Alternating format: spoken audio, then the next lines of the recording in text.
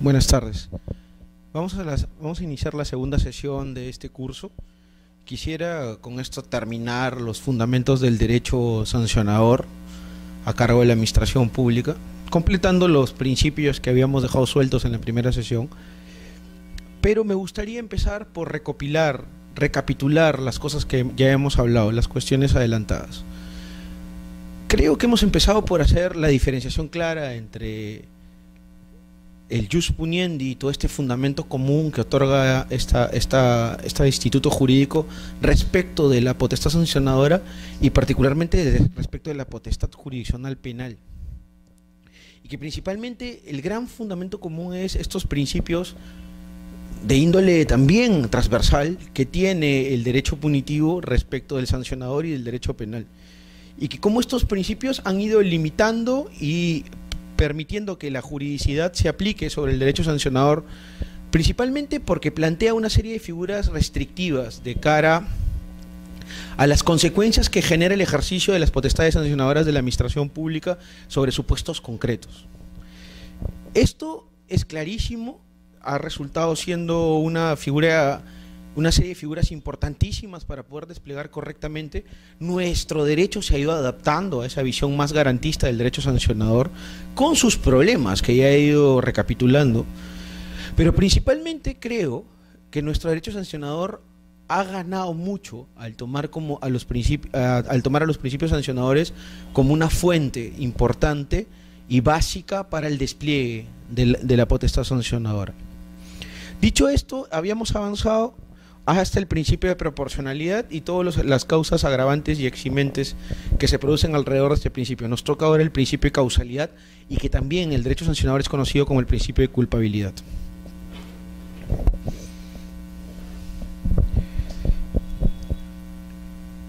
Cualquier tipo de imputación de una conducta infractora tiene que recaer en el autor de esto. Este es un apotegma básico para poder entender lo que es la causalidad. Si yo realizo un hecho o una omisión que es antijurídica y que es considerada a su vez como un tipo infractor, tiene que recaer en el sujeto activo y que ha realizado dicha conducta. Lo que no puede haber es el tratar de imponer hechos ajenos. Y eso está clarísimo, a pesar de que nuestro derecho público mantiene ciertas normas que son contrarias a esta visión de culpabilidad y de responsabilidad personal por las conductas infractoras. Al margen de lo que es de la obviedad que implica este apotegma, uno no debe olvidar que en nuestro derecho todavía hay mucho que bregar por asumir que este es un principio clave del derecho sancionador, la culpabilidad. Quizás no la culpabilidad entendida en el sentido más penalista de la visión, pero sí una culpabilidad mínimamente reconocible que permita conectar el hecho de un sujeto activo con unas consecuencias jurídicas contrarias a lo que plantea el ordenamiento y que a su vez deberían ser castigadas mediante los ejercicios de potestades punitivas que tiene la administración pública. Cuando se admite que la responsabilidad solo nace a partir de una actuación voluntaria y antijurídica imputable a un sujeto agente, sea este persona natural o jurídica, es que se puede hablar y reconocer a pie juntillas que estamos ante un derecho garantista y que, por ejemplo, no acepta la solidaridad de culpas. Y esto no es algo fácil de digerir en nuestro derecho. Si uno, por ejemplo, revisa el ordenamiento de tránsito, el ordenamiento de tráfico o vialidad, como también se le llaman otros en derecho comparado, encontrará, por ejemplo, que es fácilmente discernible la imposición de multas tanto al conductor como al propietario del vehículo. ¿Por qué? Porque la administración pública competente quiere en realidad exceder en la punición y quiere lograr no solamente atacar al sujeto activo y que lleva adelante la conducta infractora, sino también, si es que fuera el caso, al titular o propietario, que podría ser una persona distinta y que no ha realizado la conducta. Claro, esto te puede llevar realmente a consecuencias derivadas bastante perjudiciales, ¿no? Porque pueden suceder, y como que ha sucedido, vehículos que han sido hurtados, robados de su propietario, que luego son utilizados para actividades que generan conductas infractoras de tránsito. Y que podría llevar hasta un perjuicio superior más allá de la sola pérdida material del vehículo. Entonces, no es tan sencillo tratar de eliminar la culpa, de tratar de aplicar la culpabilidad, porque en nuestro derecho parece más bien enraizado la idea de que la culpabilidad es un principio más bien apartable, ¿sí? Y que en ciertos casos donde implique más probanza, donde se necesita individualizar conductas, como pasa por ejemplo en tránsito y vialidad, es mejor hacer la visión facilista de poder conjugar voluntades y generar conductas infractoras. Ahora, está claro que en derecho administrativo sancionador la culpabilidad no puede ser igual tal cual se aplica en el derecho penal, ¿no? En el derecho administrativo sancionador está bastante extendido la idea de que las personas jurídicas son responsables administrativamente por sus conductas infractoras y que más bien toda esta idea de la persona, de esta nueva idea que ha aparecido en el penal de que la responsabilidad de personas jurídicas tiene que implantarse y construirse todo un régimen, en el derecho administrativo sancionador la verdad que es mucho más sencillo, se habla de toda una teoría alrededor de la culpa objetivizada, ¿no? Y que más bien las personas jurídicas tienen capacidad para infringir, también para tener modelos de prevención. Se ve mucho esta idea de culpa objetivizada, por ejemplo, en las relaciones regulatorias, ¿no? En los sancionadores que se aplican a cargo de los organismos reguladores. En esa relación regulatoria que es triangular, el organismo regulador está en la cúspide, en la base están los regulados, las empresas reguladas, y los usuarios que utilizan los servicios que brindan estas empresas reguladas o las anteriormente indicadas. En esa base, evidentemente, lo que tiene que generar una empresa que está regulada, que está sometida a fuerte supervisión regulatoria, son marcos de prevención. No le queda otra, porque la cantidad y calidad de actividades técnicas que tiene que realizar para cumplir sus objetivos como sujeto regulado son inmensas, son bastantes y son muy complejas. Entonces se necesita un cierto grado de niveles de prevención y de actividad para eliminar riesgos. Es más, la regulación justamente va para poder administrar los riesgos que genere el sujeto regulado. Entonces, frente a esa visión, el regulado lo que tiene que hacer es crear estos modelos de prevención para evitar conductas infractoras. ¿Por qué? Porque la supervisión, por lo demás, lleva generalmente a informes que luego pueden derivar en investigaciones preliminares y finalmente en el ejercicio de potestades sancionadoras.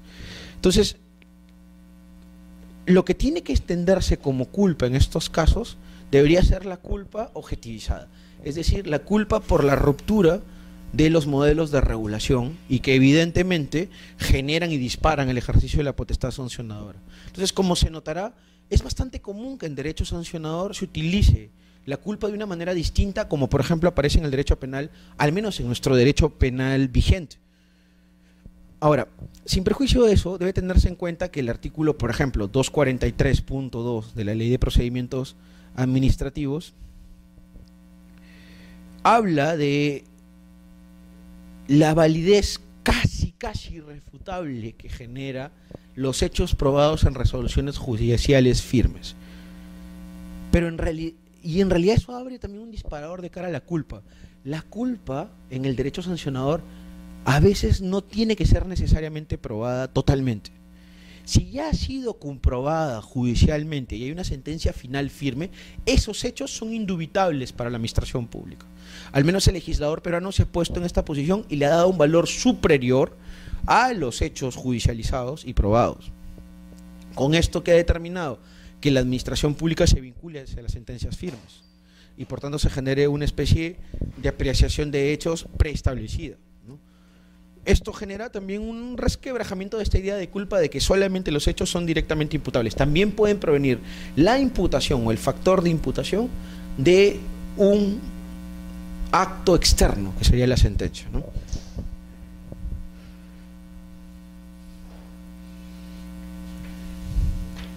Ahora, todo esto nos lleva a la idea de construir. ¿Qué tenemos en el derecho peruano? ¿Responsabilidad objetiva o responsabilidad subjetiva por culpa? ¿Qué es lo que nuestro legislador y nuestros reglamentos han ido reconociendo en las disposiciones positivas? ¿Responsabilidad objetiva o responsabilidad subjetiva? Y ahí pareciera que hay una fuerte tensión, como en muchas partes del derecho sancionador peruano. Ha ido admitiéndose lentamente que la responsabilidad objetiva es un elemento importante porque permite y evidentemente dispara de una manera inmediata el ejercicio de la potestad sancionadora y los niveles de probanza se reducen, ¿no? Pero así como se reducen los niveles de probanza, también se reducen los niveles de juridicidad. ¿Y eso qué conduce? A que a veces no se equipare correctamente legalidad más eficacia. Y por tanto se pretenda ser más eficaz, pero se ve a su vez menos legal, menos jurídico.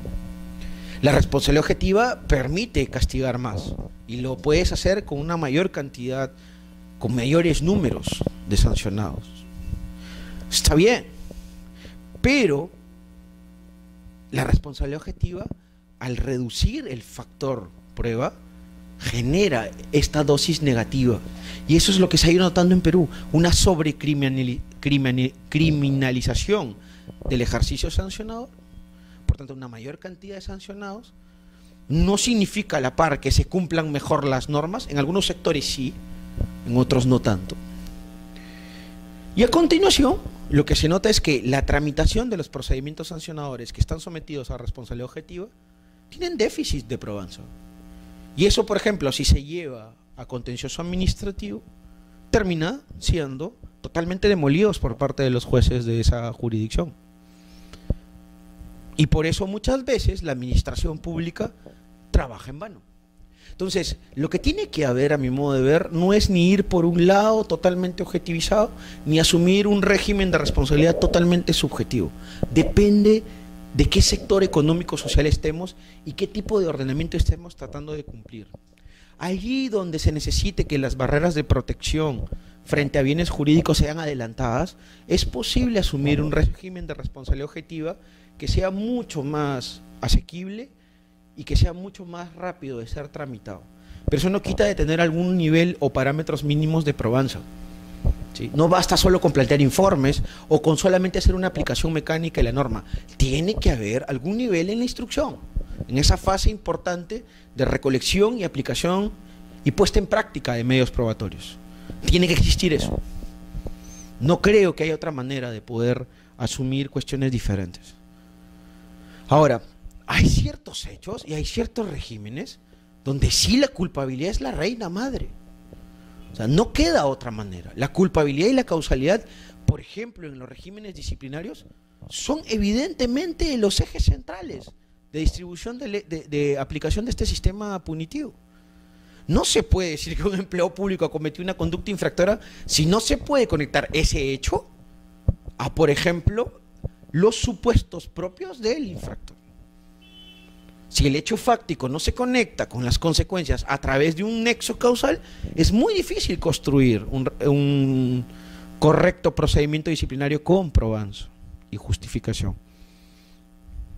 Ahora, esto en Perú pareciera un tema raro porque los disciplinarios peruanos y al menos el nuevo régimen de responsabilidad administrativa funcional a cargo de la Contraloría ha ido sometiendo y ha ido planteando más bien una idea de objetivización de la culpa, tratando de imponer tipos infractores abiertos, tratando de buscar la minoración de la prueba, dándole un valor casi sacramental o supremo al informe de control, con lo cual lo que se ha ido generando es la idea de un sistema cuasi objetivo. Yo creo que hay que tener ponderación y ahí es donde los que utilizan y aplican las normas sancionadoras tienen que tener mucha prudencia. Por más que exista un sistema objetivizado, tiene que haber medios de prueba para poder quebrar la presunción de inocencia. Y eso va más allá de solamente asumir la idea de culpa o de un sistema por culpa o un sistema objetivizado. Va en la línea de poder ejercitar correctamente las potestades sancionadoras bajo el tamiz también del debido procedimiento y bajo el tamiz del derecho a probar todo lo que se alega, ¿sí? Ir a través de un camino contrario es simplemente abrir paso a actos antijurídicos y eso es, me parece, una vía no admisible en los tiempos actuales. Ahora, ¿dónde, por ejemplo, podría tener espacio la culpa objetivizada con pruebas, digamos? Perdón, el sistema objetivizado con pruebas. En los temas medioambientales, ¿sí? En ciertos asuntos propios que tengan que ver con regulación, se puede admitir que, bueno, la quiebra de cualquier modelo de prevención que tenga un regulado inmediatamente dispara la potestad sancionadora, y con pruebas de que se ha quebrado el modelo, se aplicaría la sanción correspondiente. ¿Dónde tendría campos de acción la culpa? Por ejemplo, en los temas de tránsito y vialidad, en los regímenes disciplinarios o ligados al empleo público, en los asuntos propios universitarios públicos, por ejemplo. Entonces, ahí es donde el legislador tiene que tener una racionalidad mínima. Y ahí también los que practican y ejercitan las potestades sancionadoras tienen que asumir en qué sector se ubican. ¿Sí? No es lo mismo ser LOEFA que ser un órgano instructor del nuevo régimen disciplinario del servicio civil. Tienes campos de actuación, conductas distintas, sujetos totalmente distintos, y ahí también el principio de causalidad o culpabilidad tiene un papel diferenciado. Ahora, esas diferencias, creo que esta tesis híbrida que acabo de plantear, lo asume la mayoría de la doctrina comparada. En Perú se ha venido implantando con bamboleos, porque el Tribunal Constitucional en algunas sentencias reconoce el valor de la culpabilidad, en otros no tanto, asumen, no necesariamente demuelen todas las sanciones basadas en régimen de responsabilidad objetiva, con lo cual estamos en un periodo casi de formación de los asuntos alrededor del principio de causalidad o culpabilidad. Otro principio de derecho importante, la presunción de inocencia. Es un principio de derecho clásico en el derecho punitivo, principalmente en el derecho penal.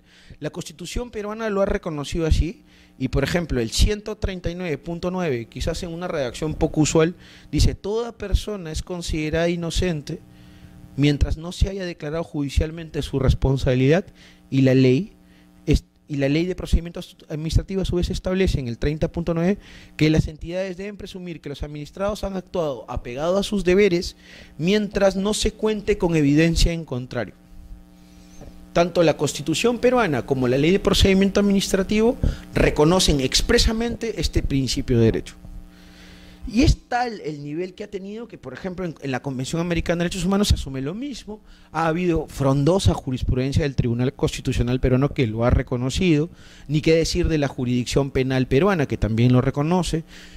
Una serie de tribunales administrativos, de los más importantes que hay en el país, han asumido el tema de manera clara.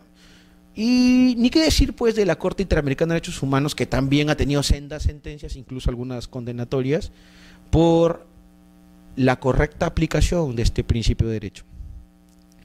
En todo caso, la presunción de inocencia funciona como una especie de barrera en el procedimiento sancionador, que se va relativizando y puede terminar o desapareciendo si es que se impone la sanción en contra de un administrado, o fortaleciéndose si es que se archivan los cargos infractores imputados en contra de un sujeto. Entonces, uno tiene que partir, y esa es la idea con la cual una persona que se le imputa el acto inicial, el pliego de cargos, como se conoce en el derecho sancionador, tiene que partir de la idea de que se ha relativizado su presunción de inocencia. Es decir, no es totalmente cierto que es inmune y que no tiene y no ha cometido quizás ningún tipo de infracción a algún deber o al cumplimiento de alguna norma, o no ha recaído posiblemente en una conducta. Está en una posición límite. ¿Sí? Y lo que va a pasar a lo largo de la instrucción, y lo que tiene que demostrar para poder asumir nuevamente el total valor de la presunción de inocencia, es que esta persona no ha cometido la conducta infractora, que está catalogado en un tipo previamente establecido en una norma. Entonces, todo esto surge de la idea que normalmente aparece transversalmente en el derecho sancionador, es las infracciones administrativas son generalmente infracciones a un deber preestablecido. Y lo que la administración pública encuentra quizás en las investigaciones preliminares es que justamente se ha incumplido el deber. Y por eso se tiene que relativizar la presunción de inocencia entregando un pliego de cargos debidamente notificado al administrado imputado. Para lo que sirve la instrucción es para poder comprobar lo dicho inicialmente y por tanto reforzar y justificar la imposición de una sanción, o por el contrario, es asumir que la administración pública se ha equivocado y que nunca debió relativizar la presunción de inocencia, y que más bien ese cargo no tiene justificación jurídica de ser impuesto. Por eso esa fase instructiva tan importante, ¿no? Y por eso la necesidad de que el derecho sancionador sea visto como un derecho en donde se necesita el sostén de la prueba. Porque la única forma de asumir que la presunción de inocencia se quiebra totalmente o vuelve a restablecerse en su modo original son los medios de prueba. No hay otra manera. Y con mayor razón si estás trabajando o estás ejercitando la potestad sancionadora en medio de un sistema por culpa. Entonces, la presunción de inocencia funciona como una especie de barrera de protección inicial, pero no es una barrera de protección absoluta, ¿sí? El administrado que simplemente se basa en su presunción de inocencia para decir que no cometió la falta, comete un grave error. Lo que tiene que decir es que su conducta se apegó a sus deberes para poder restablecer, porque ya la presunción de inocencia está minada de saque cuando se imputa un pliego de cargos. Entonces, el acto de inicio del sancionador lo que genera es una relativización de esa presunción de inocencia. Dicho esto, y asumiendo así las formas en donde se verían desde las perspectivas tanto de la administración pública, a través del órgano instructor, como del propio imputado, es que uno tiene que asumir las cosas desde la perspectiva que le toca. Si yo soy un administrador imputado, tengo que probar que cumplí el deber. Si yo soy la administración pública, tengo que probar que la persona imputada sí cometió los incumplimientos de deberes y por tanto su conducta recae en el tipo infractor. Y tengo que asumir más medios probatorios, la mayor cantidad posible, los necesarios y prudenciales para poder justificar la imposición de una sanción. Por tanto, no se habla en el derecho sancionador de vulneraciones a bienes concretos. Hay un fuerte adelantamiento de estas barreras de protección que había adelantado, ¿sí? Hay un adelantamiento enorme. A diferencia del derecho penal, donde sí se asume la idea de que tiene que haberse asumido afectaciones directas a intereses públicos o a ciertos derechos fundamentales, incluso en el derecho sancionador se ataca de manera preventiva conductas. Así no se hayan afectado bienes jurídicos. ¿Por qué? Porque el derecho sancionador cumple a veces labores de precaución o preventivas.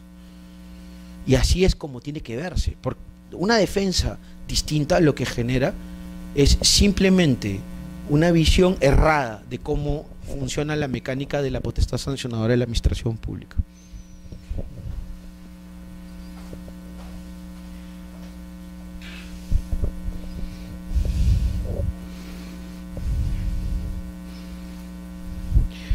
Bien, dicho esto, pasemos a una siguiente principio de derecho que tiene un efecto garantista sobre el imputado, que es el non bis in idem y que está francamente fustigado en los últimos tiempos en Perú.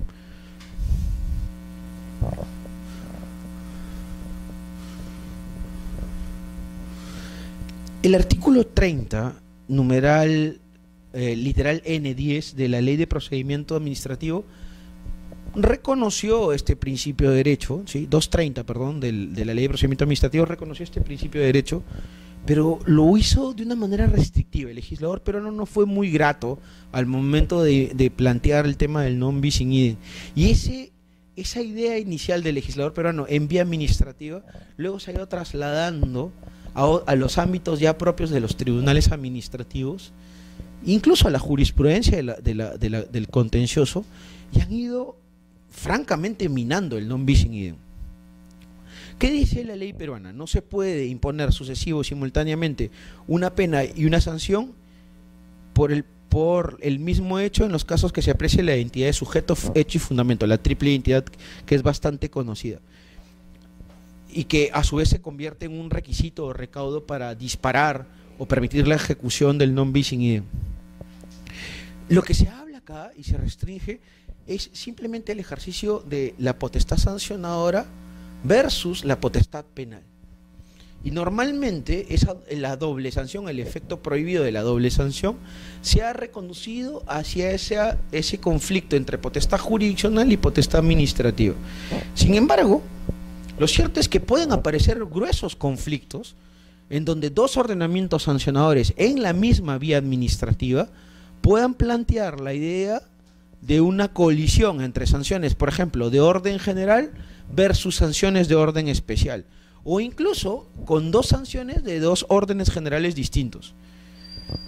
Con lo cual se abriría todo un camino de discusión si la ley de procedimiento administrativo admite el non bis in idem en vía administrativa. ¿Qué pasa, por ejemplo?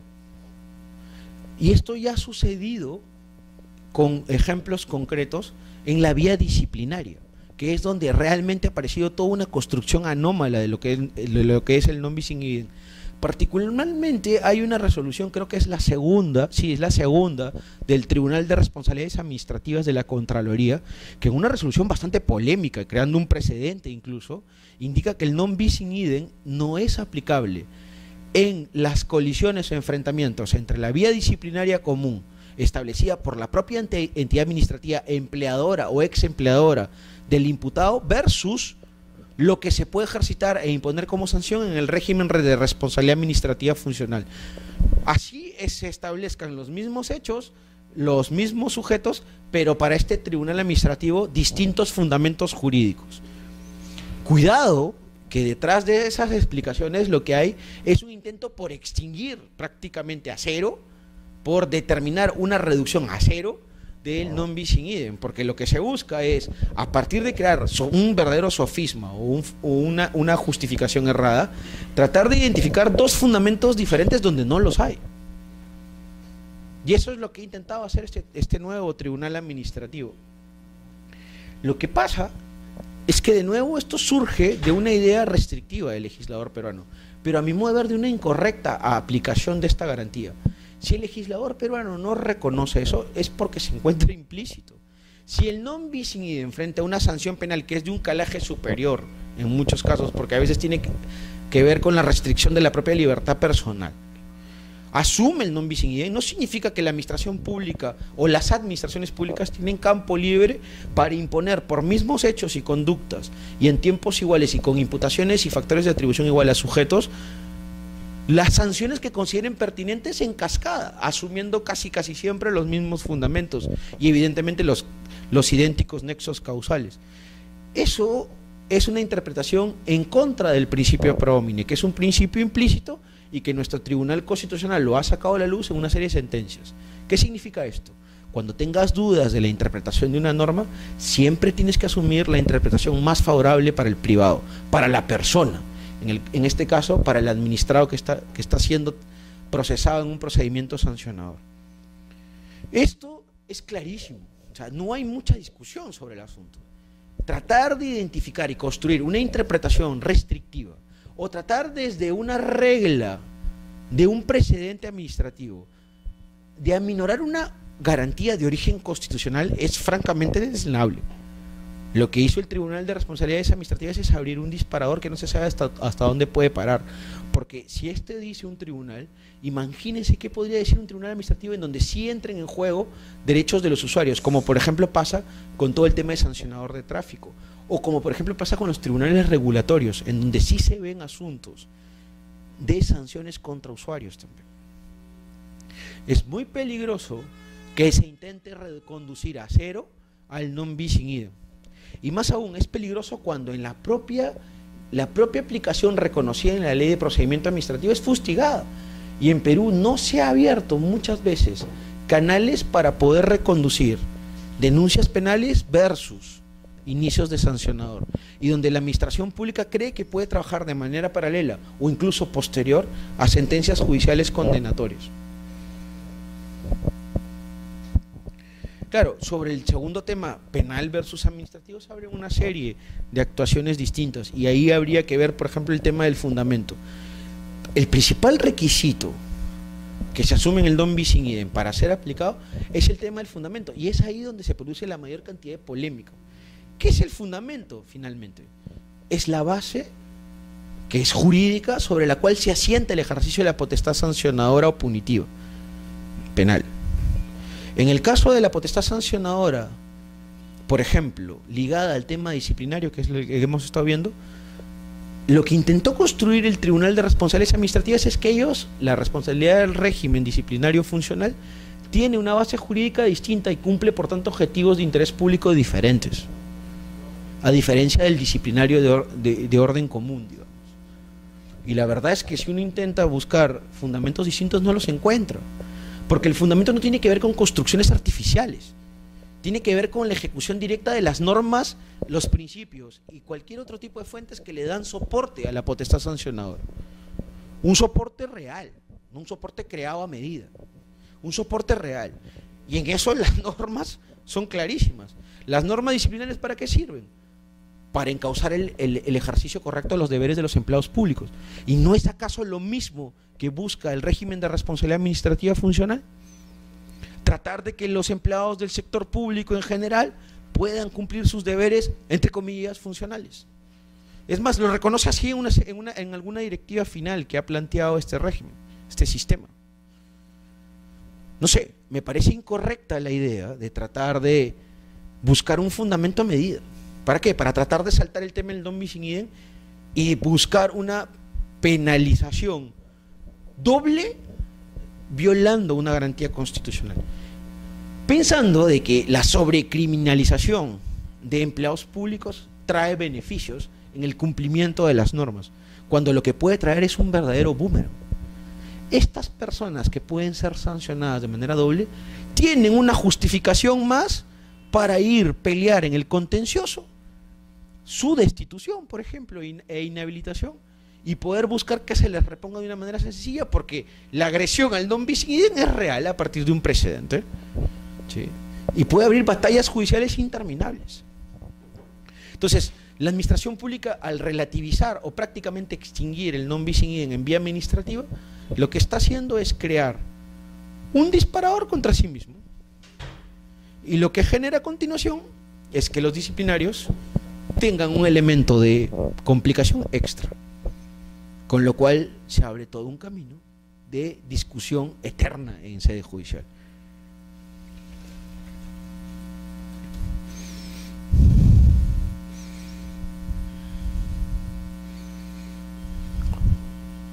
Ahora, ¿cuándo sí se puede imponer dos sanciones? ¿Cuándo en derecho penal cabe que se ejercite la pena, se le imponga a un sujeto, y cuándo en la vía administrativa también, o cuándo en la propia vía administrativa, por dos órdenes sancionadores distintos, cabe la imposición de sanciones?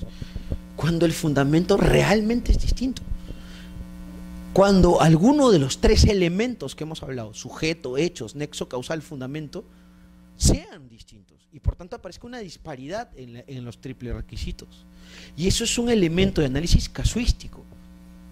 No se puede dar apotegmas generales sobre el tema. Depende del orden, depende cuál sea el fundamento. Y en eso creo que un ejemplo típico que puede servir para ilustrar a la persona que nos mira podría hasta resultar aleccionador. El ejemplo típico en vía administrativa es el empleado público que vea en un vehículo oficial, en un vehículo de titularidad pública, y que comete una infracción de tránsito. Y que peor aún, esta persona en agravante estaba ebria. ¿Se le puede iniciar un sancionador de tráfico? Sí. Por el hecho, porque el fundamento es distinto. No tiene nada que ver con su vínculo de empleo público. Estaba mal utilizando un vehículo. ¿Se le puede iniciar un disciplinario? Sí, porque estaba incumpliendo un deber, que es la corrección en el ejercicio de los bienes y los fondos públicos a cargo de un empleado público. Eso está incluso en la nueva ley del servicio civil. El fundamento es completamente distinto. En un caso es un fundamento de orden general, sectorial, aplicable al tráfico, y en el otro el sustento es el vínculo de empleo público y el cumplimiento de deberes. Está clarísimo que un empleado público que actúa irregularmente sobre un bien vehicular y que comete una infracción de orden general, se le podría imponer doble sanción administrativa. ¿Sí? En cambio, ¿dónde no se puede? El típico ejemplo de la responsabilidad administrativa funcional versus la disciplinaria. Los fundamentos son iguales. La revisión que uno puede hacer de las normas de Contraloría versus las normas disciplinarias comunes, ahora contenidas en la ley del servicio civil, lo que generan es una paridad de fundamentos. Incumplimiento de deberes. ¿Qué atacan ambos? Los incumplimientos de deberes. ¿De quiénes? De sujetos cualificados, empleados públicos. Y en el caso de Contraloría va mucho más allá, porque va hacia también los empleados de empresas públicas. Está clarísimo. Fundamentos iguales. ¿Cuándo, por ejemplo, se puede imponer sanción penal y sanción administrativa? Por ejemplo, en el mismo caso del empleado público que ebrio maneja un vehículo de la administración, pero que peor aún, genera un accidente con consecuencias sobre terceros. El fundamento de la imposición penal es la protección de la vida y la integridad física del sujeto afectado. A continuación, ¿se le puede despedir o destituir de la administración pública por inicio disciplinario? Sí, porque es otro tipo de fundamento.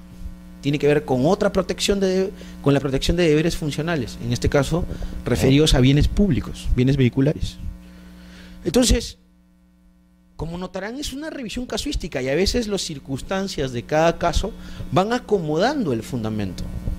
Lo peor que se puede hacer en estos casos es tratar de decir que el non bis in idem no existe.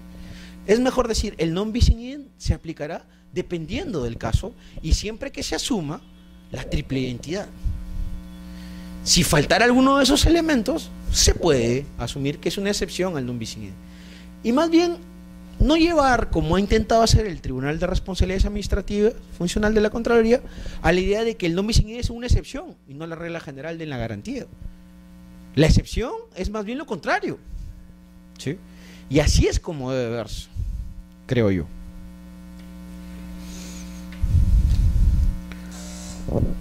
Otro elemento que aparece también en el título preliminar, la prescripción de infracciones.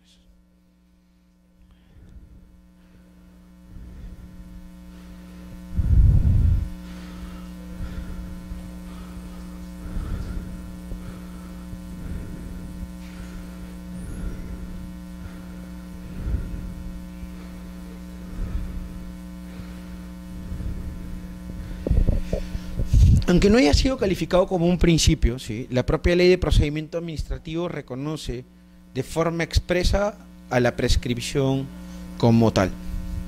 Y lo reconoce a partir de una ineludible idea de que el paso del tiempo en el ejercicio de la potestad sancionadora la impacta. Lo impacta de manera directa, ¿sí?, y lo impacta de tal manera que hasta puede llegar a extinguir o imposibilitar el ejercicio de la potestad punitiva. Esto tiene que ver con una vieja tensión que no es nueva en el derecho sancionador, que tampoco solamente es aplicable en este ámbito. Es la tensión entre seguridad jurídica y legalidad. La legalidad obliga a que cualquier conducta infractora cometida sea inmediatamente procesada y sancionada. Pero la seguridad jurídica también obliga a que los ejercicios sancionadores correspondientes sean hechos en plazos razonables y sometiendo la correspondiente potestad punitiva a parámetros temporales. No es posible llevar adelante una idea de un ejercicio de potestad sancionadora interminable. Es más, nuestro Tribunal Constitucional ha tenido algún tipo de resoluciones importantes sobre el tema. Hay un caso referido al derecho penal que es perfectamente aplicable al tema que hemos venido tratando, que se refiere al caso del general Chacón, una persona que estuvo procesada por 8 años en sede penal, que interpuso un amparo y que terminó en el Tribunal Constitucional. El tribunal dijo claramente que cualquier ejercicio punitivo, tanto de cualquier poder público bajo nuestro Estado de Derecho, tiene que estar sometido a plazos razonables y se tienen que cerrar y terminar dentro de los plazos preestablecidos. O sea, la prescripción y su hermana, la caducidad, que no la tenemos reconocida en nuestro derecho positivo, son elementos que remedian una inejecución de una obligación expresa de la administración pública. Por eso hay toda una discusión en Perú abierta alrededor de esto. Porque, por ejemplo, la OEFA acaba de emitir pronunciamientos y también comunicados oficiales donde dice que la prescripción tiene que ser hecha de oficio. Yo creo que está en un grave error. La prescripción no es un privilegio que tiene que ser declarado. Simplemente se aplica. La norma establece un plazo máximo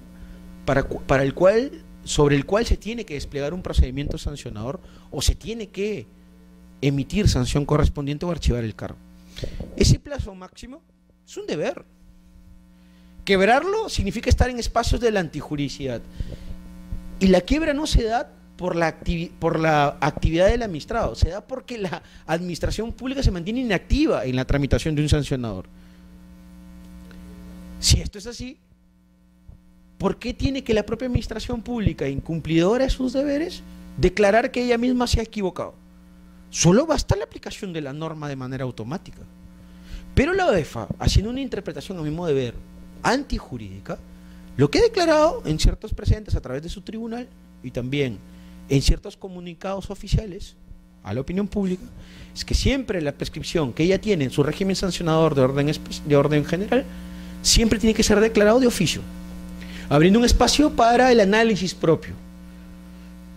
Francamente, habría que preguntarse qué tienes que analizar, porque es sumar días, ver parámetro inicial y parámetro final de donde estás analizando, para poder determinar si estás dentro del plazo otorgado normativamente.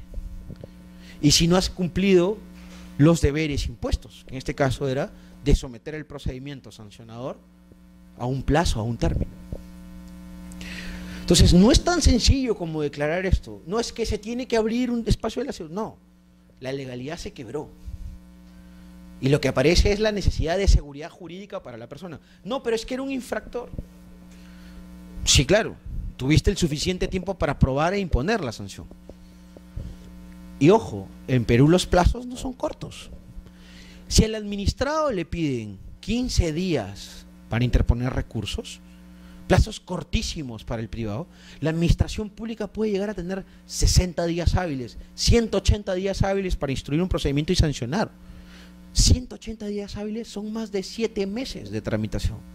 Si en 7 meses no puedes probar una conducta infractora, simplemente no hay posibilidad alguna y tienes que cerrar el procedimiento.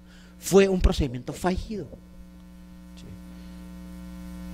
Tratar de buscar alargamientos o figuras para instruir adicionales se ha pensado y lo tienen incluso, Por ejemplo, ya que estamos hablando del sancionador ambiental, la UEFA tiene en su propio reglamento la posibilidad de variar cargos y renovar un plazo adicional de 180 días hábiles más.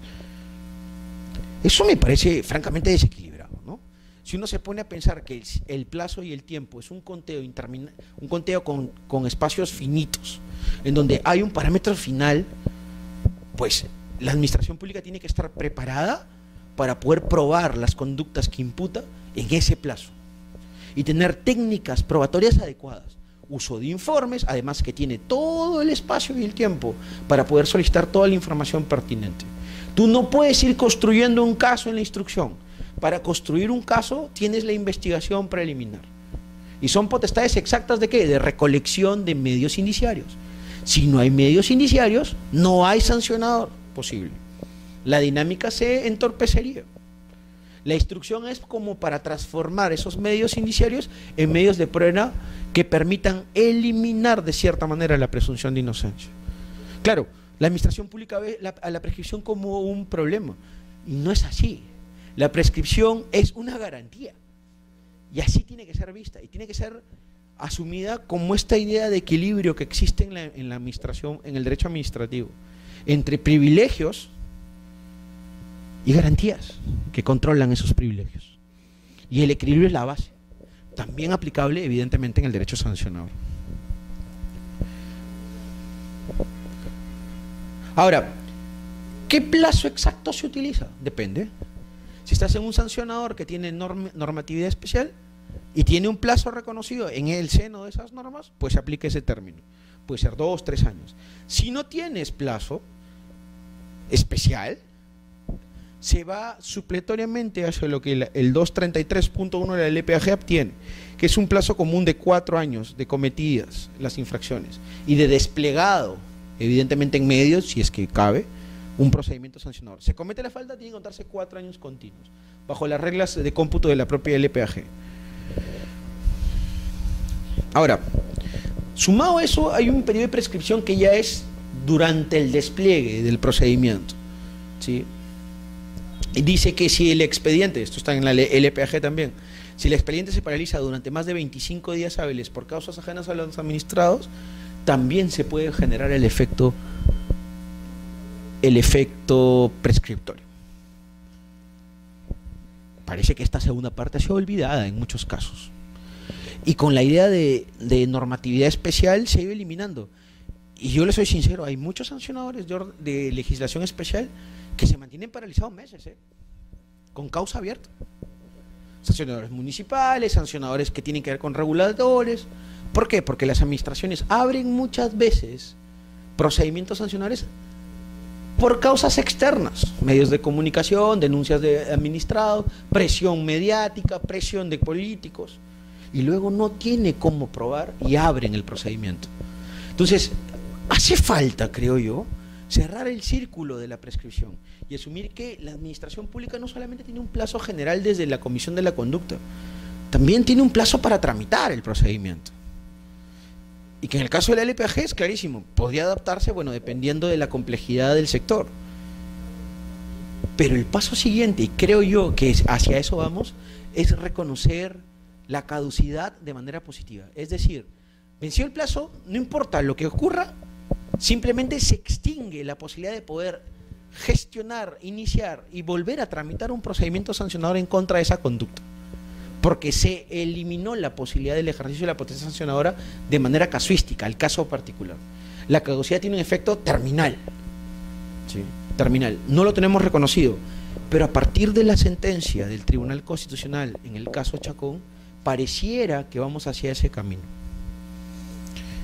¿Qué pasará en el futuro? Quizás hagamos una reforma, ¿no?, por adición, y se pueda introducir la caducidad en la ley de procedimiento y se permita desplegar esta a su vez en toda la legislación sectorial. Ahora, dicho esto, podemos hacer una recapitulación. Todos estos son los principios y tienen que ser los elementos básicos de manejo de cualquier operador del derecho sancionador, no solamente del particular defensor, ¿no? También los funcionarios públicos tienen que asumir que los principios son limitantes de sus ejercicios y tareas en el despliegue de procedimientos sancionadores. Ahora, ¿a esto qué lleva? A una complementación extra, porque hay al menos un par de cuestiones que tienen que ver tanto con el procedimiento como con la continuación de infracciones que también pueden convertirse en los fundamentos del derecho sancionador. ¿Sí? Hay un elemento de limitación bastante interesante en nuestra ley y que tiene que ver con esta bifurcación del procedimiento sancionador. Antes de la ley de procedimiento, antes del año 2000, con las leyes de simplificación administrativa, los asuntos propios que tenían que ver con la idea de, digamos, de los 90 de mejorar las tramitaciones, o sea, colocando la eficiencia por encima de la legalidad, ¿sí? Lo que ocurría era un manejo casi eficientista del procedimiento. Es decir, de buscar que se termine rápidamente cualquier actividad sin necesidad de que hayan fundamentos jurídicos. Y esto no es tan jurídicamente válido, ¿eh? O sea, no nos dejemos llevar de los cantos de sirena que dicen que la eficiencia tiene que buscarse por la propia eficiencia. No. En el derecho administrativo y la administración pública, los dos pilares que sostienen la correcta actividad administrativa es la legalidad y la eficiencia. Pero uno de los dos, si falta, el resultado es antijurídico. Y eso es lo que pasa en Perú. Hemos ido a los dos extremos. La burocratización es muestra de una legalidad mal entendida. La burocratización del procedimiento, es decir, el establecimiento de fases intermedias que no buscan ningún objetivo final, ineficiencia pura. Pero la eficiencia por sí misma lo que genera son actos con falta de fundamentación jurídica. Lo que está pasando con Contraloría, que les expliqué hace poco. Se busca castigar por el castigo. Y de hecho que se está castigando, ¿sí? Eso luego trae problemas. Porque la administración pública no está sola, no es el único poder público. Y está sometida a controles, ¿eh? O sea, la administración pública lo que define no es palabra sagrada. Puede ser luego contradicho. Y está sometida a fiscalizaciones y está sometida a controles internos también. Entonces, si esto es así, la idea que vendría a continuación es ¿qué se debe buscar en el procedimiento? Las dos cosas. ¿Cómo se logró a partir de la ley de procedimiento esto? A través de una técnica bien sencilla, pero que buscaba que la legalidad y la eficiencia se mezclaran. La bifurcación. Es decir, se creó una estructura del procedimiento en donde se les dividía de manera compartida con dos órganos administrativos distintos, creando una fase inicial llamada instrucción y una fase final de imposición o archivo de los cargos llamado fase sancionadora en sí misma. Y lo reconoció el legislador en la LPAG. La división estructural del procedimiento lo que generó es tratar de ganar dosis de neutralidad. ¿Y de qué? De especialización en el ejercicio de las potestades sancionadoras. ¿Por qué? Porque eso nace de una idea clara. Las potestades sancionadoras no son todas iguales. Pueden tener una denominación genérica común, pero la denominación potestad sancionadora encubre al menos 3 tipos de subpotestades. Hay una potestad de señalamiento de cargos, ¿sí?, que es la potestad que, por ejemplo, termina siendo aplicada cuando se hace los actos de inicio y se los notifica, los pliegos de cargo. Hay una segunda potestad que tiene que ver con la recolección y probanza, ¿sí?, y hay una tercera potestad que tiene que ver con la imposición de sanciones y ejecución de estas. La pregunta es, ¿son iguales? ¿Por naturaleza y objetivos son iguales? Y la respuesta es no. Cada una de estas subpotestades tiene un papel diferente. En el primer caso es de iniciar y de quebrar relativamente la presunción de inocencia. En el segundo caso, ¿sí?, es de probar lo indicado a través del pliego de cargos y de recibir alegaciones en contrario. Ponderación, entonces. Es una fase netamente de instrucción. Y eso se da netamente en la fase de instrucción, como adelanto. ¿Y la tercera cuál es? Ya es propiamente definir y luego ejecutar lo definido. Entonces, frente a esas 3 subpotestades, lo que hizo el legislador peruano es decir, bueno, acumulemos las 2 primeras en una fase procedimental establecida con un órgano especializado, que sea distinto al órgano encargado de imponer o no la sanción, que se ocupará de la tercera subpotestad. ¿Sí? Entonces, cuando aparece esta idea, la ley de procedimiento lo asume, y no solamente lo asume como una obligatoriedad en la bifurcación del procedimiento y la creación de 2 fases preestablecidas, sino lo asume como una idea para ganar dosis de objetividad y de especialización en los órganos competentes. Con esto, lo que se logra, y se trata de imponer, y fue todo un cincelado duro sobre la legislación sectorial y sobre órganos distintos que se encargaban de ver sancionadores distintos a los que la LEPAG establecía, es asumir que de manera transversal, en todos los territorios de la República, no importando el derecho sectorial que se utilizara, ni la entidad administrativa, se asumiera que todo sancionador que se iniciaba tenía que tener 2 etapas procedimentales con 2 órganos administrativos diferentes, y que se encargara cada uno de ellos de tareas, cometidos y ejercicios de potestades diferentes, aunque todo se le considerara derecho sancionado. Fue duro, costó muchos años, y recién ahora podemos decir que esta garantía de bifurcación del procedimiento es casi universal en el país. Ya no existe posibilidad alguna de poder asumir que en la tramitación de sancionadores, incluso de legislación sectorial municipal, por ejemplo, que es compleja, las municipalidades peruanas no asuman esta garantía, porque no solamente tiene un efecto en la división del trabajo en la administración pública, tiene un efecto garantista. Permite que el órgano instructor asuma de manera diferente ciertas dosis de neutralidad, y que su informe de instrucción, por ejemplo, pueda contener lo que a él le parece, y también el órgano que sanciona pueda asumir o no el informe de instrucción y ponderar, que es un elemento clave muchas veces en la imposición o no de sanciones, como ya lo había adelantado en la primera clase cuando hablábamos del principio de proporcionalidad. Esto genera también que haya división en las responsabilidades.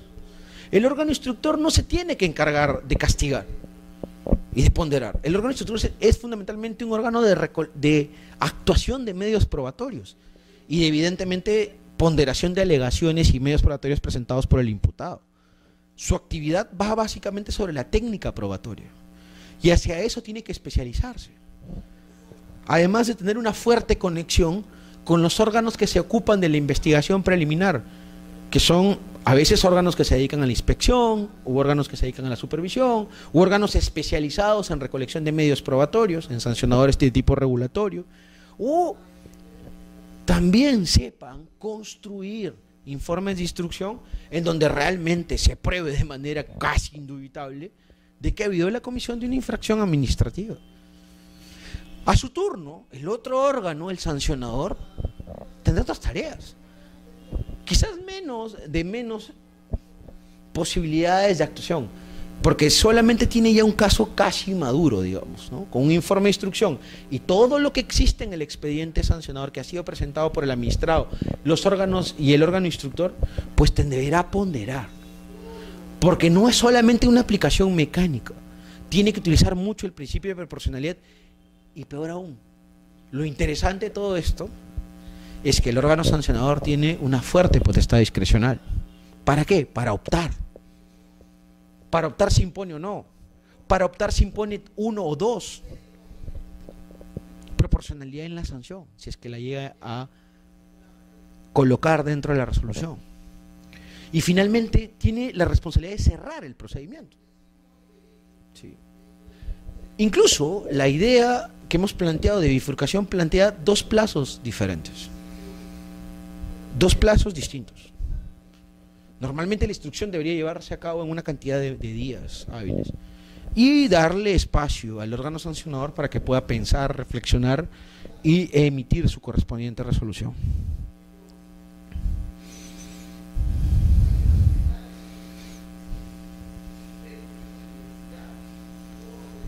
Ahora, esta garantía se ha ganado lentamente. No ha sido sencilla, ¿eh? La legislación sectorial demoró mucho en adaptarse y principalmente las organizaciones, las estructuras organizativas de las administraciones públicas les sigue costando aún asumir la idea de 2 órganos diferentes. Y lo digo esto por un tema que he venido, por ejemplo, por un ejemplo que he venido usando recurrentemente en estas 2 exposiciones. Tiene que ver con el disciplinario de servicio civil. Ahora han intentado crear una unidad de recursos especializada en instrucciones de disciplinarios que está en la propia gerencia u órgano de gestión del recurso humano en las entidades. Claro, pero tú te pones a pensar, esta comisión instructiva está dentro del órgano administrativo que reconoce el ROF, el Reglamento de Organización y Funciones. Y el que impone es el propio gerente. Quizás era necesario sacar la instrucción de la gerencia de recursos humanos y asumirla de otra manera. No parece que hubiera tanto acercamiento a la garantía de la bifurcación del procedimiento sancionador que reconoce el LPAG. Parece que es un elemento que va a tener que ser cambiado en el tiempo. Y así como eso, uno puede ir reconociendo en alguna legislación sectorial ciertos elementos distintos que generan posibles amenazas o afectaciones reales a esta bifurcación. Ahora bien, si esto es así, lo siguiente que existiría alrededor de esta garantía es la idea clara de que la garantía impacta sobre la organización administrativa. Entonces, los reglamentos de organización y funciones no solamente deben ser un listado de competencias, objetivos que deben cumplir los órganos. También tienen que señalar claramente cuáles son aquellos, y eso hace mucha falta de conexión entre el derecho sancionador y el derecho de la organización, cuáles son los órganos que se encargan de instruir y cuáles los de sancionar. En Perú todavía no hemos llegado a ese punto de conexión que permitiría dar una seguridad jurídica integral, ¿sí? Y que el administrado sepa que se está tramitando el tema bajo los elementos organizativos correctos. Todavía no llegamos a ese punto. Creo que estamos camino a... ¿Por qué? Porque ante la acentuación del ejercicio de potestades sancionadoras, cada vez más los órganos administrativos han ido asumiendo la idea de dividir las tareas según lo que la LPAG asume. ¿Sí? Ahora, como notarán, las fases procedimentales en el procedimiento sancionador están bien establecidas. Pliego de cargos, el acto de inicio, que abre la fase instructiva hasta el informe de instrucción. Todo eso es lo que se conoce como fase instructiva, entre el pliego de cargos y el informe final de instrucción. Ese informe se eleva, entre comillas, a un órgano que se encarga solamente de sancionar y abre la fase sancionadora, que termina con la resolución administrativa, que puede tener 2 efectos: sancionar constreñir al administrado imputado o archivarlo el cargo. Informe final, resolución administrativa. Fase sancionadora en sí misma. 2 órganos distintos para cada una de ellas. Sí. Ese es el procedimiento sancionador. Y el recurso está fuera. Por más que nuestra legislación de derecho sancionador ha reconocido los recursos como una garantía que tiene el administrado frente a una resolución que le es desfavorable, lo que hace el recurso al ser interpuesto es abrir un nuevo procedimiento. Y así es como tiene que ser visto. El procedimiento sancionador no es una instancia, como algunas personas dicen. La primera instancia termina con la resolución sancionadora. Mal lenguaje, mala frase. El procedimiento sancionador termina con la resolución, que da cierre a este. Lo que produce el recurso, si es interpuesto por el administrado facultado, es abrir un nuevo procedimiento, cuyo acto de inicio es el recurso administrativo que se interpone contra una resolución administrativa. ¿Para qué? Para evitar que ésta sea firme y pueda ser examinada por otro órgano administrativo o por el mismo que la emitió, para poder ser reevaluada, cambiada, modificada parcialmente o quizás anulada. El procedimiento recursivo, por tanto, se rige bajo otras reglas y ya no es totalmente sancionador. Aunque su materia de fondo tenga que ver con el derecho sancionador, abre los principios de cómo se interponen recursos, qué se tiene que analizar en los recursos, la posibilidad de intervención de órganos plurales como los tribunales administrativos. Por eso, cuando un tribunal administrativo interviene revisando actuaciones inferiores gestionadas alrededor de un procedimiento sancionador, tiene otro cariz porque está bajo otro procedimiento administrativo. Entonces hay que quitarnos de la cabeza esa idea de que estamos ante 2 instancias, como si fueran sedes, como el lenguaje procesal común, ¿no? La primera instancia es la resolución administrativa y ahí vence, y ahí es la primera instancia y que puede ser favorable o desfavorable. Nos es favorable si es que nos archivan el cargo, ¿no? Nos declaran de que no ha lugar la imposición de sanción, y nos es desfavorable si es que nos imponen la sanción. No, ahí se cierra el procedimiento sancionador. Lo que viene ya no es sancionador. Ya no hay posibilidad de probar porque solo se desenvuelve el recurso alrededor de un objeto estelar, la resolución administrativa. La resolución administrativa que ya existe y que despliega efectos. ¿Sí? Y que incluso hasta puede generar algún tipo de medida reparatoria. El procedimiento administrativo recursivo, o que se gestiona alrededor del recurso, tiene otro componente. Ya no hay posibilidad de plantear de parte de la administración pública nuevos medios probatorios que acrecienten. No, lo que tiene que hacer y lo que se entrega normalmente en los recursos son informes que hablan de la validez jurídica de la resolución emitida. Eso lo hacen algunas entidades administrativas cuando resuelven recursos de apelación. ¿Para qué? Para tener una posibilidad de poder revisar por parte del órgano superior las dos partes intervinientes, ¿no? Tanto el órgano que emitió la resolución como el administrado impugnante. Entonces, la línea de defensa de parte del administrado en un recurso va ya no a cualquier cosa o al solo incumplimiento de deberes. Tiene que ir a atacar los vicios posibles que hayan en la resolución impugnada. Es otra fórmula de actuación de parte del administrado. Luego de eso, evidentemente ahí aparece esta interesante técnica que apareció en el Perú en los años 90, quizás un poco más atrás, pero con una acentuación muy fuerte en los 90, que es muchos recursos administrativos son revisados por los llamados tribunales administrativos, que son realmente una fórmula bastante interesante de dar justicia material en sectores complejos, ¿eh? No hay que desconocernos tampoco. Perú tiene unas cosas muy interesantes. A falta de un buen contencioso administrativo, lo que en Perú se ha creado es, en vía administrativa, tener un sistema de justicia material para resolver pretensiones de derecho administrativo, de diversa índole, ¿no? Registral, tributario, ambiental, y cada vez se han creado más. Tenemos mucho más de 25 tribunales administrativos, muchos de ellos muy reputados, no solo en sede nacional, afuera también. Entonces, estos tribunales lo que hacen es, asumiendo una idea organizativa importante, ¿sí?, teniendo un nivel de neutralidad y asumiendo la idea de pluralidad como un elemento para tomar decisiones, utilizar no solamente el derecho, sino también a veces la ingeniería, la economía, para poder resolver el fondo real del asunto de cara a una resolución sancionadora. Cosa que muchas veces no puede ser vista por un juez, porque no conoce la mecánica, por ejemplo, ni la economía del transporte, ni por qué se tiene que manejar de una manera distinta el tránsito, ni por qué la economía impone que se tenga que asumir que hay un riesgo mayor y por tanto una mayor multa sobre un regulado. Lo interesante del tribunal administrativo es que en la vía administrativa utiliza las propias potestades administrativas, que muchas veces se fundamentan no solo en derecho, sino en otras ciencias, para poder resolver las impugnaciones de los administrados. Y por eso es que generalmente las resoluciones de estos tribunales son poco impugnadas en sede judicial y resuelven con muchísima justeza técnica.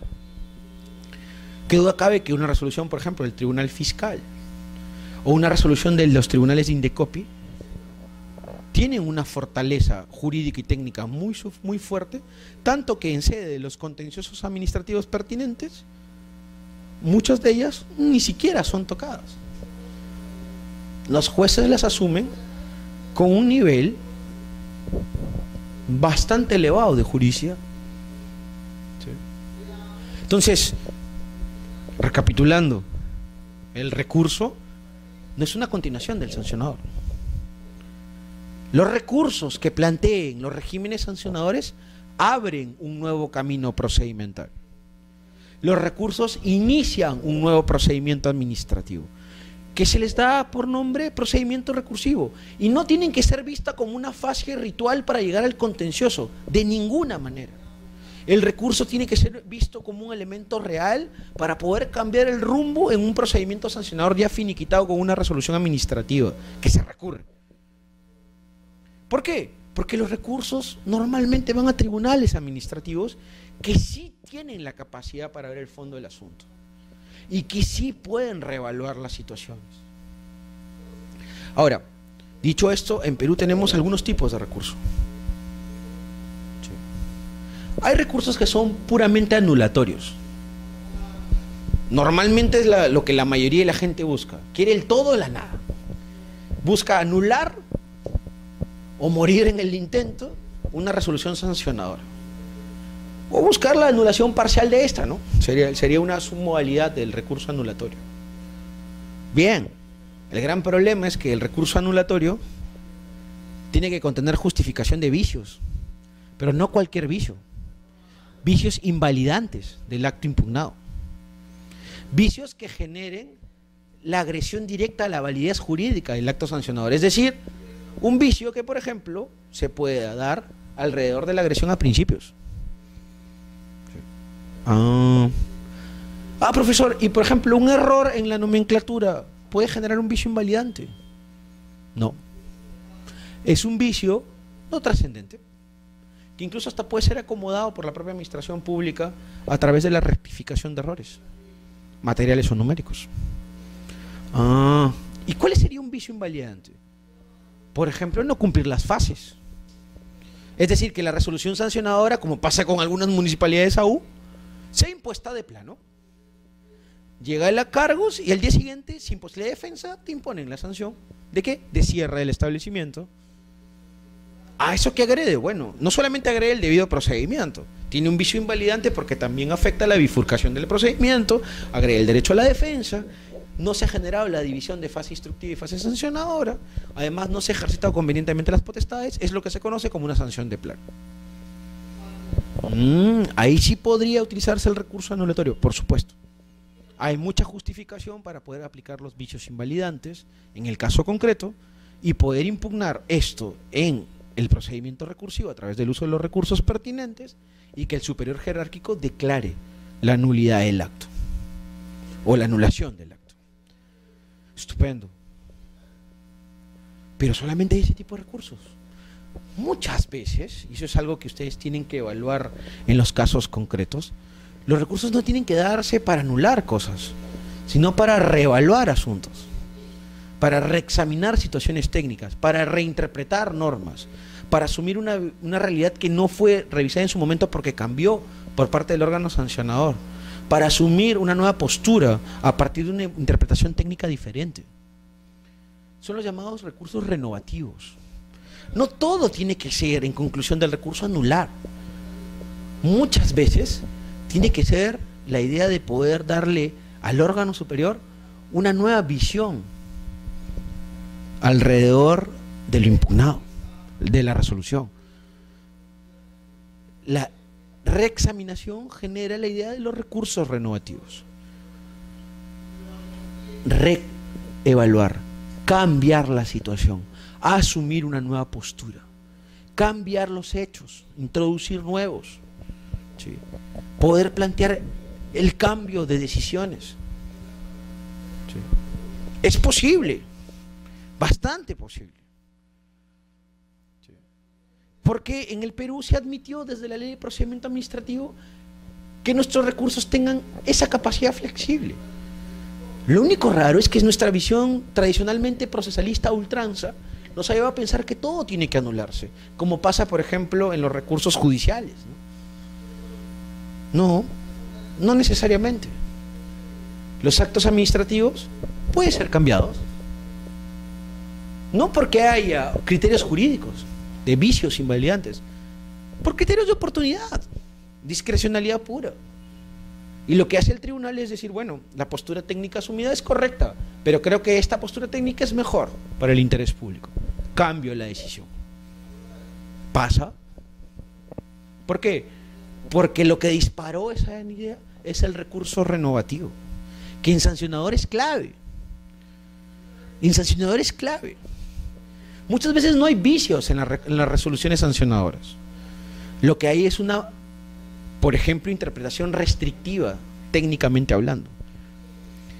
¿Sobre qué? Sobre un asunto de ingeniería. Frente a 2, 3 posturas, se asume una restrictiva. Lo que quiere decirle al tribunal es, bueno, la resolución es válida jurídicamente, pero se ha asumido una postura que es restrictiva. Y por criterios pro homini y pro libertate planteamos esta otra postura. En regulación pasa mucho eso. Pasa demasiadas veces. Y lo que tiene que asumir el tribunal competente del sector regulado es decir, sí, efectivamente, la nueva interpretación técnica sobre estos hechos regulatorios es una interpretación correcta, tan válida como la anterior, pero menos agresiva, menos restrictiva de derechos fundamentales.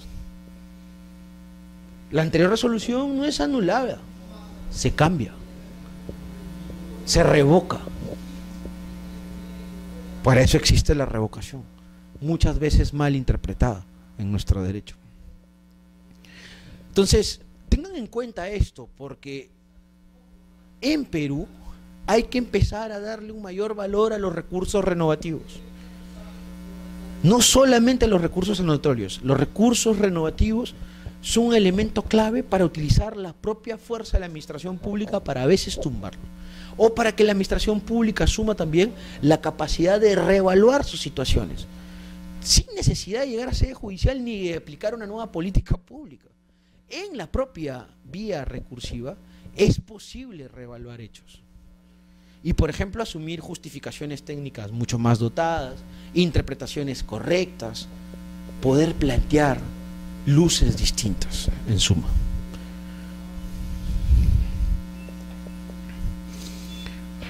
Un punto final sobre la continuación de infracciones, que creo que es el último gran fundamento para tener clara la parte general del derecho sancionador.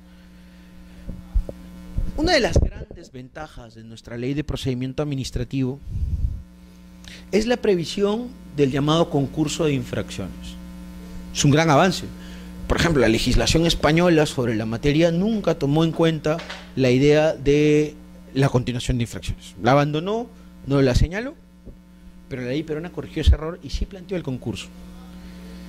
Y adicionalmente asumió la idea de las llamadas infracciones continuadas.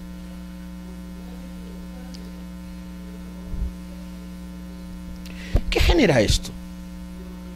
Poder asumir en la realidad normativa y en la realidad fáctica la idea de que exista seguridad jurídica en hechos complejos, en donde aparezcan hechos que permanentemente tienen afectaciones y consecuencias negativas, y adicionalmente donde puedan aparecer la imposibilidad de individualizar conductas y por tanto aparezcan varias infracciones hechas por el mismo sujeto.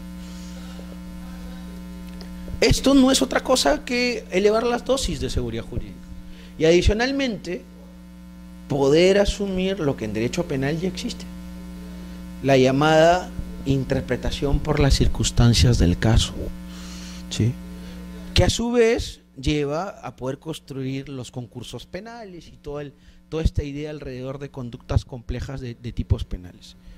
Lo que en derecho penal era un gran avance, en derecho administrativo sancionador, en muchas legislaciones o en muchos derechos, ni siquiera se tomaba en cuenta. Perú la asumió en el 2001, la ha tomado, incluso ha tenido muchísima casuística y ha funcionado de una manera notable. Ahora, el 1029, el decreto legislativo que en el año 2008 reforma la ley de procedimiento administrativo, introdujo algunas reglas para poder aplicar correctamente en el derecho sancionador cuando una infracción es cometida, entre comillas, continuamente, es decir, de manera repetida. Así, de acuerdo a esta norma de reforma, se puede determinar la procedencia de sanciones por infracciones en las que el administrador incurra en forma continua, por lo menos hayan transcurrido 30 días hábiles desde la fecha de imposición de la última sanción y que se acredite haber solicitado al administrado que demuestre haber cesado la infracción dentro de dicho plazo. Además, asume un requisito adicional: las entidades bajo sanción de nulidad no pueden asumir supuestos de continuidad o repetición de la imposición respectiva en los siguientes casos, y asume al menos 3 grandes supuestos. ¿Para qué? Para generar este efecto restrictivo en la imposición de la sanción. Cuando se encuentra en trámite un recurso administrativo, que tiene que evidentemente ser interpuesto dentro del plazo establecido normativamente, porque ahí hay que tener mucho cuidado. La facultad de contradicción que permite la interposición de recursos está sometida a plazo de caducidad. Si uno no interpone dentro de los 15 días, pierde el derecho, pierde la acción. Claro, usted me dirá, ¿y por qué la administración pública tiene tantos días para sancionar?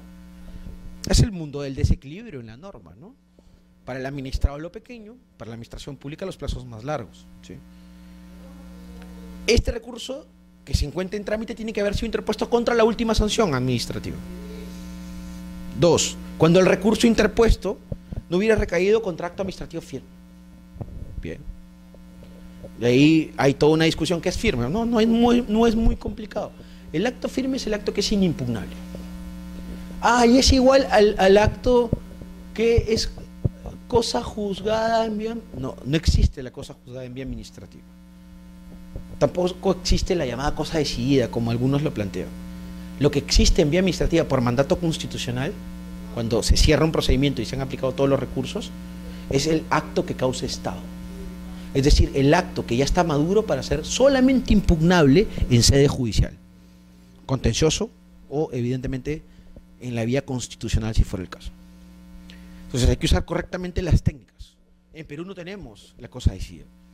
Es una figura inexistente. La introdujo por nomenclatura el tribunal y algunas resoluciones administrativas. Realmente lo técnicamente correcto, hablando en temas de impugnaciones y litigiosidad de actos administrativos, es el acto que causa estado. El acto firme, por lo tanto, está por encima del acto que causa estado. El acto firme es un acto inimpugnable. Ni en vía judicial ni en vía administrativa. No existe posibilidad alguna. Salvo, evidentemente, que hay alguna deducción de nulidad, lo cual es muy complejo, ¿no? ¿Por qué? Por mala práctica en procesos o procedimientos, lo cual es muy difícil de ser interpuesto, o algún tipo de amparo, ¿no?, alrededor de eso, lo cual también es muy complejo. Y el tercer elemento que pide la ley peruana para la aplicación del concurso de infracciones es cuando la conducta que determinó la imposición de la sanción administrativa original haya perdido su carácter de infracción administrativa por modificación hecha por el legislador o el ordenamiento en general, sin perjuicio de la aplicación del principio de retroactividad a la que se refiere el inciso 5. Interesante. Se han abierto subsupuestos. ¿Para qué sirve el concurso de infracciones? Para evitar la punición excesiva. Si tú recaes en alguno de estos supuestos de tramitaciones de recursos, simplemente se te sanciona por una de las infracciones cometidas. Es un elemento de defensa. Claro, evidentemente la administración pública que haga esto tendrá que imponer la sanción más grave, ¿no? Y generalmente lo hace así. Pero lo que no se puede hacer son sumatorias de infracciones, lo cual generaría la excesiva punición. Ahora, esto no ha sido fácil, porque la aplicación del concurso de infracciones no ha conllevado un desarrollo jurisprudencial muy fuerte como se ha pasado en otros países, con lo cual lo que ha hecho el legislador es construir una norma fría todavía, que tiene alguna ejecución en vía administrativa, algunos tribunales administrativos la han ido aplicando, y la reforma del 2008 lo que intentó implantar son reglas, ¿no?, para más o menos encuadrar el ejercicio del concurso de infracciones y la infracción continua de una manera correcta y se eviten los excesos, ¿no?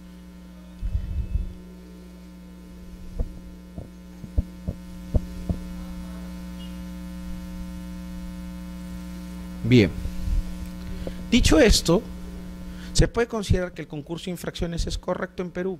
Sí, la verdad que ha ido por un camino correcto. Sí. Se ha planteado el tema como una garantía, se ha asumido a partir de omisiones que han habido en otros ordenamientos y que lo han planteado acá, se ha asumido la necesidad de poder rebajar la disfuncionalidad de la excesiva punición, ¿sí?, y poder darle seguridad jurídica al administrado. Por más que cometa infracciones continuas, piensen ustedes, por ejemplo, en sanciones de tráfico. Una persona en una vía puede pasarse 30 semáforos tranquilamente en una ciudad como Lima, por ejemplo, o en ciudades grandes, ¿no? Y puede ser descubierto 30 veces, desde el mismo tiempo hecho y con el mismo vehículo. Eso significa que hay que sumarle todas las sanciones. Eso significa que hay que generarle tal agresión a la economía personal que lleve, por ejemplo, la venta del vehículo infractor, o que sirvió como medio para la infracción.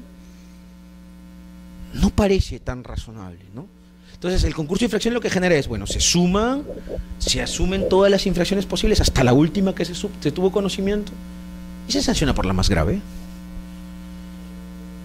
Se sanciona por la más grave, y evidentemente con la sanción más dura, ¿sí? Finalmente, lo que importa es sancionar, ¿no? En el derecho sancionador lo que no importa es resocializar ni nada de eso. El derecho sancionador lo que le importa es castigar. Y si le impone un castigo real para generar que las personas cumplan las normas en el futuro, se está cumpliendo con el papel del sancionador. Lo mismo con la infracción continua. Si una persona permanentemente abre un local sin licencia de funcionamiento entre el día 1 y el día 30, y se descubre el día 30, no es que se sumen los días para poder generar multa sobre multa. No, el último día se asume como una sola conducta infractora y por tanto como un solo tipo de infractor que se procesa en un procedimiento sancionador específico. Dicho esto, ¿eso es una ventaja? Sí. ¿Eso favorece al administrado? Sí. En ciertas circunstancias que permitan la revisión casuística de los asuntos, se favorece al administrado. Y evidentemente lo que se genera, seguridad jurídica, que permite asumir que la sanción impuesta sea la justa y que al costado del administrado, del lado del administrado, se asuma que hay un castigo conveniente que puede ser cubierto, ejecutado por parte de este. Entonces, la LEPAC sí que ha dado un avance, y mejor aún, el decreto legislativo 1029, que reformó la ley de procedimiento administrativo, la LEPAC, creó las reglas exactas con subsupuestos correctos que permitan aplicar el concurso de infracciones y las infracciones continuas. Muy bien, sí, muy bien eso. En eso no hay nada que discutir ni reprochar a la ley. Dicho esto, estos son todos los grandes fundamentos del derecho sancionador, lo básico, lo esencial, las reglas mínimas, los valores básicos que tiene que tener toda persona en el momento de poder enfrentarse a cualquier tipo de derecho sancionador, sea este de orden general, sea este de orden especial, sea este sacado de la ley de procedimiento administrativo o tenga como base leyes sectoriales o reglamentación sectorial, sea este utilizando o ejercitado por potestades propias de la administración del Estado, ministerios, organismos públicos del Poder Ejecutivo, por administraciones regionales, gobiernos regionales o por municipalidades. Son reglas transversales, son bases mínimas y no pueden ser desconocidas. Por tanto, los grandes elementos de defensa y por ende del lado de la entidad administrativa, los grandes elementos de justificación de las actividades sancionadoras de la administración pública se dan y existen solo alrededor de estos principios y fundamentos del derecho sancionador. No, es que en la realidad no se aplican. Bueno, denúncialos. Para eso existe el recurso. Ahí donde se agredan estos fundamentos, ahí es donde tiene que aparecer el privado para asumir que se está extralimitando la potestad sancionadora, porque es antijurídico la utilización que se hace de esto. No es que la tipificación, no, si hay problemas con la tipificación, ahí es donde tiene que aparecer, por ejemplo, lo que nos falta en Perú mucho, la posibilidad de llevar adelante impugnaciones judiciales, demandas judiciales contra reglamentos a través del proceso de acción popular. No es que el Ministerio Público, no, es que sí, el Ministerio Público, la Defensoría del Pueblo tiene que cumplir un papel importante. Más aún si tenemos un país donde se destipifican muchas conductas y donde los reglamentos, como adelanté en la primera sesión, no cumplen un papel colaborativo. Los grandes poderes públicos llamados a controlar el ejercicio reglamentario, sancionador en este caso, tiene que ser el Ministerio Público y la Defensoría del Pueblo. Incluso la Contraloría, si quisiera un análisis normativo correcto, debería llevar adelante espacios para la impugnación y ayudar a que se depure el ordenamiento y por tanto la tipificación y la legalidad sean más correctos. Entonces, los grandes fundamentos no son inútiles. El gran problema es que los desconocemos y cuando desconoces algo lo consideras inútil. Lo que tienes que hacer es recapitular en tu mente estos fundamentos, crear un sistema de bases del sancionador. Ese sistema de bases te va a dar un sistema de fuentes a su vez, donde los principios son la fuente básica, sumado a reglas garantistas, como el non bis in idem, por ejemplo, ¿sí?, que te llevan a mediatizar el ejercicio sancionador. Y no importa dónde estés, no importa la vía procedimental ante la cual te enfrentes, siempre serán reglas transversales. Por eso decía Alejandro Nieto, que es un profesor español, ¿sí?, y con esta frase creo que vamos cerrando porque es una frase muy bonita de un libro de Derecho Administrativo Sancionador. Así como se sobrecriminaliza en la realidad, al costado de la sobrecriminalización y el uso casi repetitivo que hace la administración pública y recurrente del ejercicio sancionador, pensando que es lo único que existe en la policía administrativa, también tiene que aparecer estos principios para limitar esos ejercicios.